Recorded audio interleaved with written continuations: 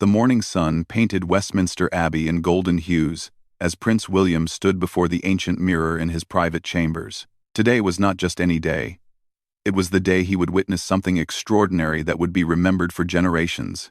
The coronation ceremony that had been planned for months was finally here. And with it came a responsibility that weighed heavily on his shoulders.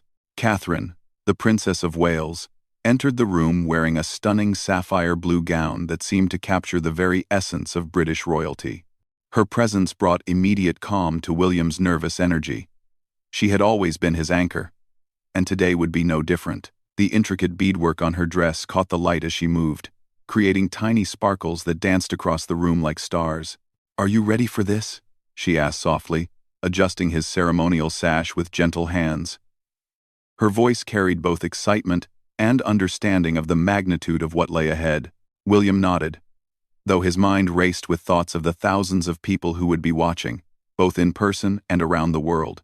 This coronation was special because it marked not just a ceremonial tradition, but a new chapter in the monarchy that would bridge the old world with the new. Outside the abbey, crowds had been gathering since dawn. People from all walks of life stood shoulder to shoulder, their faces bright with anticipation. Street vendors sold commemorative flags and miniature crowns to children who waved them enthusiastically. The atmosphere was electric with joy and pride that seemed to pulse through the very stones of London. Inside the abbey, the ancient walls held centuries of history. Every corner seemed to whisper stories of kings and queens who had walked these same paths. The choir practiced their final notes, their voices rising and falling like ocean waves against the magnificent architecture. Sunlight streamed through the stained glass windows, casting rainbow patterns across the stone floor, where so many royal ceremonies had taken place. The guest list read like a who's who of world leaders, celebrities, and representatives from every corner of the Commonwealth. Each person present understood they were witnessing history in the making. Diplomats checked their watches while adjusting their formal attire, knowing that this moment would be documented and studied for years to come. Princess Charlotte and Prince Louis had been preparing for weeks for their special roles in the ceremony. Charlotte, with her natural poise that reminded everyone of her grandmother, Princess Diana, practiced her curtsy one final time in front of the ornate mirror. Her dress, a miniature version of traditional royal attire, made her look like a fairy tale princess come to life. Louis, energetic as always, had been coached on the importance of the day. Though his childlike wonder at all the pageantry was evident in his bright eyes. His small suit was perfectly tailored, and he wore it with the kind of innocent pride that only children possess. The Archbishop of Canterbury, who would be conducting the ceremony, spent quiet moments in prayer and reflection. He understood the weight of the ancient words he would speak and the sacred nature of the rituals he would perform. His robes, heavy with gold thread and centuries of tradition, seemed to connect him to every religious leader who had served the crown before him. As the time approached, the sound of horses' hooves on cobblestones echoed through the London streets. The state coach, a masterpiece of craftsmanship that had carried royalty for generations, made its way toward the abbey. The horses, trained for months for this precise moment, stepped in perfect rhythm while their brass fittings gleamed in the morning light. Television crews from around the world had positioned their cameras at strategic points to capture every angle of the historic event. Commentators spoke in hushed, reverent tones about the significance of what was about to unfold. Their words carried across airwaves to living rooms, pubs, and public squares where millions gathered to watch. The security preparations had been months in the making. Every guest had been screened, every route planned and replanned. Yet despite all the precautions, there was an undeniable feeling of celebration that no amount of protocol could contain. This was a day for joy, not just duty. Queen Camilla had spent the early morning hours in quiet contemplation, understanding that today marked not just a personal milestone, but a moment that would define the future of the institution she had come to love and serve. Her experience and grace would be crucial in guiding the younger members of the royal family through this momentous day. King Charles, though this was primarily about the next generation, felt immense pride watching his son prepare for such an important moment. The lessons he had learned over his lifetime, the wisdom gained through years of service, all seemed to culminate in this passing of traditions to those who would carry them forward. The abbey's bells began their ceremonial toll, a sound that had marked significant moments in British history for nearly 1,000 years. Each note seemed to resonate not just in the air, but in the hearts of everyone who heard them. This was the sound of continuity, of tradition, of a nation coming together to celebrate something larger than any individual. As the final preparations were made, there was a sense that this coronation would be remembered, not just for its grandeur, but for the genuine emotion and authenticity that surrounded it. In a world that often seemed divided, this moment promised to unite people in shared wonder and respect for traditions that connected past, present, and future in an unbroken chain of service and dedication. The great doors of Westminster Abbey opened with a resonance that seemed to echo through time itself. As the processional music began, every person in the ancient cathedral rose to their feet in a wave of movement that rippled from front to back. The moment everyone had been waiting for had finally arrived. Catherine walked with measured steps down the center aisle, her train flowing behind her like liquid silk. Every eye was upon her as she embodied the perfect balance of modern elegance and timeless royal tradition. Her tiara, borrowed from the royal collection, caught the light from the massive chandeliers above, creating a halo effect that seemed almost ethereal. Following behind her, Prince William moved with the confidence of someone born to this moment, yet his face showed the humility of a man who understood the true meaning of service. His military uniform, adorned with ceremonial honors, represented not just his personal achievements, but the long line of duty that stretched back through generations of his family. The children, Charlotte and Louis, walked with careful steps that had been practiced countless times. Charlotte's natural grace shone through as she navigated the ancient stones with the poise of someone far beyond her years. Louis, though younger, seemed to understand the importance of the moment, his usual playful energy channeled into focused determination. As the royal family took their designated places, the television cameras captured not just the grandeur of the ceremony, but the genuine emotions playing across their faces. This was not merely a performance or obligation. It was a deeply personal moment shared with the world. The Archbishop's voice filled the sacred space as he began the ancient liturgy that had been spoken in this same place for centuries. His words carried the weight of history and the promise of future service. Each phrase seemed to resonate not just in the abbey, but in the hearts of everyone present and watching around the globe. The moment of the actual crowning approached with anticipation so thick it seemed tangible. The street, Edward's crown, heavy with both precious metals and the responsibility it represented, was lifted high for all to see. Crafted centuries ago, it had witnessed the coronations of monarchs who had shaped the course of British history. As the crown was placed, a silence fell over the abbey that was so complete it seemed as if the entire world was holding its breath. In that moment, past, present, and future seemed to converge into a single point of pure significance. The transformation was not just symbolic but deeply spiritual, marking a commitment that would last a lifetime. The congregation's response was immediate and powerful. Voices joined together in the traditional acclamation that has echoed through these walls for nearly a millennium. The sound rose to the vaulted ceiling and seemed to carry with it the hopes and prayers of millions of people around the world. Outside the abbey, the crowds erupted in celebration. The sound of their cheers could be heard even through the ancient stone walls. Union Jacks waved like a sea of red, white, and blue while people embraced strangers as if they were family. This was a moment that transcended social boundaries and united people in shared joy. The ceremony continued with the presentation of the royal regalia, each piece carrying its own centuries-old significance. The sovereign's orb, representing the monarch's role as defender of the faith, seemed to glow with inner light as it was presented.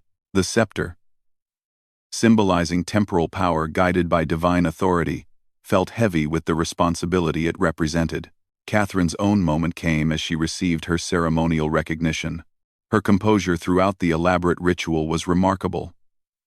But those who knew her well could see the depth of emotion in her eyes. This was not just about titles or ceremony. It was about a commitment to serve others that would guide every decision she made for the rest of her life. The music throughout the ceremony was nothing short of magnificent.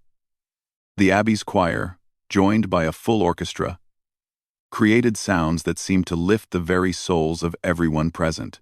Ancient hymns blended with specially commissioned pieces to create a soundtrack that was both timeless and uniquely of this moment. International guests watched with faces that showed deep respect and admiration. Representatives from Commonwealth nations felt a special connection to the ceremony, understanding how this moment would affect their own countries and peoples. The bonds of history and shared values seemed to strengthen with each ritual performed. The children's behavior throughout the lengthy ceremony was exemplary, though their natural personalities still shone through. Charlotte maintained her dignity while occasionally whispering observations to her brother. Louis showed remarkable patience for someone his age, though his wonder at all the pageantry was evident in his wide eyes and occasional smile. King Charles watched the proceedings with visible pride and emotion. Seeing his son and daughter-in-law step fully into their roles represented both a personal triumph and the successful continuation of the institution he had served his entire life. The family legacy was secure in capable hands. Queen Camilla's presence provided stability and grace throughout the ceremony. Her years of experience in royal duties showed as she guided the family through each portion of the elaborate ritual. Her face reflected both the solemnity of the moment and the joy of seeing the monarchy continue to evolve and thrive. As the ceremony moved toward its conclusion, there was a palpable sense that something truly historic had taken place. This was not just another royal event, but a defining moment that would be remembered and referenced for generations to come. The seamless blend of ancient tradition with contemporary relevance created something uniquely powerful. The final blessings were given with words that carried hope for the future while honoring the wisdom of the past. Every person present understood they had witnessed something that transcended mere ceremony. They had seen history being written in real time through rituals that connected them to centuries of British heritage. As the final ground, notes of the ceremonial music faded within Westminster Abbey's ancient walls. The newly crowned members of the royal family began their procession out into the London sunshine. The transformation from the sacred solemnity inside to the jubilant celebration outside was immediate and breathtaking. Thousands of people lined the streets as far as the eye could see, their faces radiant with joy and national pride. The state coach, now carrying the crowned royalty, moved slowly through the crowd so everyone could catch a glimpse of this historic moment. Children perched on their fathers' shoulders waved miniature flags while their parents captured photos they would treasure forever. William and Catherine's faces showed a mixture of fulfillment and determination as they waved to their people. The weight of the crown was nothing compared to the weight of responsibility they had just accepted. But their smiles were genuine and full of hope for the future they would help shape. The carriage ride back to Buckingham Palace became an impromptu celebration of British culture and unity. Street musicians played patriotic songs, while vendors distributed free commemorative items to children in the crowd. The atmosphere was that of a massive street party, where everyone was invited and everyone belonged. Inside the palace, preparations for the coronation reception had been underway for hours. The state dining room had been transformed into a showcase of British hospitality and royal grandeur. Crystal glasses caught the light from massive chandeliers, while flowers from the royal gardens created centerpieces that seemed to capture the very essence of an English summer. The guest list for the reception represented a cross-section of modern Britain and the Commonwealth. Along with world leaders and diplomatic corps, there were teachers, healthcare workers, community volunteers, and young people who represented the future of the nation. This blending of traditional protocol with contemporary inclusiveness perfectly captured the spirit of the new reign. Princess Charlotte, still glowing from her perfect performance during the ceremony, charmed guests with her natural warmth and curiosity. Her questions about different countries and cultures showed a genuine interest in the world beyond Britain's borders. Watching her interact with international visitors, many could see echoes of her late grandmother's gift for connecting with people from all walks of life. Prince Louis, finally able to relax after hours of ceremonial behavior, brought smiles to everyone's faces with his innocent observations about the grand surroundings. His honest reactions to meeting presidents and prime ministers reminded everyone that beneath all the pageantry, this was fundamentally about family and the passing of values from one generation to the next. The balcony appearance was the moment millions around the world had been waiting for. As the royal family stepped out onto the famous balcony of Buckingham Palace, the roar from the crowd below was deafening. The mall was packed with people as far as the eye could see, a living tapestry of human joy and celebration. The RAF flypast overhead provided a spectacular finale to the day's events.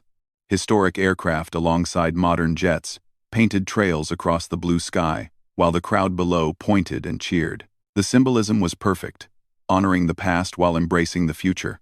Tradition combined with progress.